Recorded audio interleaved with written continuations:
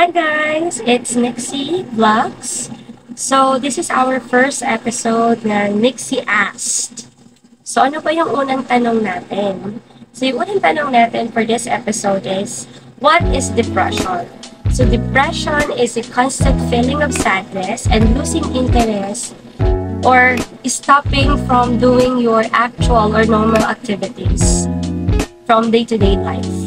So, sa atin ngayon, ang nadidepress, lalo na nung pumasok yung pandemic. Nagkaroon ng changes sa ating lifestyle, nagkaroon ng changes sa araw-araw natin ginagawa. So, ngayon, pag-usapan natin yung 10 signs na ikaw ay nakakaranas na ng depression. Una doon ay nawawalan ka na ng gana, pakialam sa mga bagay-bagay. Pangalawa, ay nakakaramdam ka ng hopelessness, helplessness.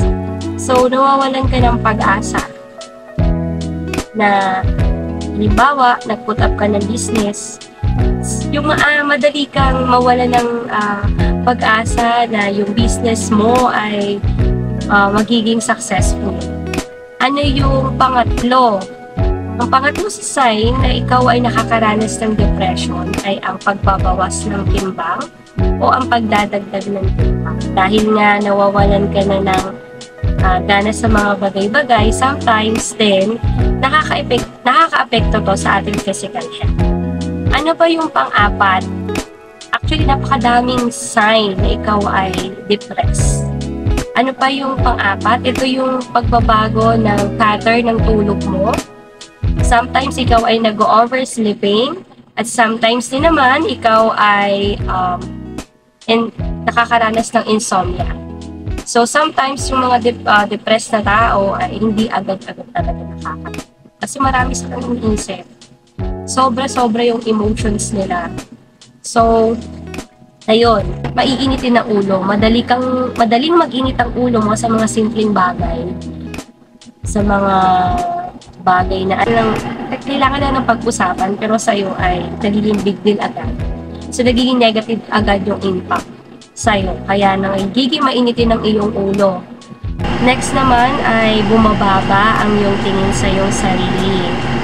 Ang walo, nagde-develop ka ng reckless and escapist behavior. Kumbaga ay gumagamit ka na ng pinagbabawal na gamot, sugal ka ng sugal. So, ayun. Pang-siyam naman ay nahihirapan kang mag-concentrate sa passion mo or nahihirapan kang mag-focus sa mga goal mo sa buhay sa kung ano man ang gusto mong gawin. At ang pang-sampo ay may iniinda ka ng sakit na hindi mo alam kung ano ang sanhi. So, yun po yung sign na ikaw ay depressed or may depression. Meron din tayong tinatawag na postpartum depression sa mga babae naman na nanganak o kapapanganak pa lang. So, iba naman po yun. So, ang depression kasi ay isang mental health issues na kung saan ay marami talaga sa atin ang nakakaranas nito. So, kailangan talaga ay alagaan natin ang ating sarili, lalo na po ang ating mental health. Hindi po madali ang treatment, lalo na po sa mga ganitong sakit. So, ano po ba ang dapat natin gawin kung may isa o may dalawa o higit pa man na senyales kang naramdaman doon sa aking mga nabanggit? Una po ay makipag-ugnayan o pumunta agad sa isang doktor para mabigyan kayo ng proper treatment at diagnosis at kung ano man ang kailangan nyo gawin. Ano pa yung pangalawa? Pangalawa ay magsabi ka sa iyong mga close friends, sa iyong pamilya, ng iyong mga nararamdaman. Kumbaga, napakahalaga sa ganitong sakit ang support group. Napakahalaga po nito. So, yun lamang po at maraming salamat. Para po sa karagdagang information about depression and other topics po na i-share ko po sa inyo dito sa ating YouTube channel. Please subscribe to Nixie Vlogs and hit the notification bell para lagi po kayong updated sa ating mga videos. Maraming salamat! Bye!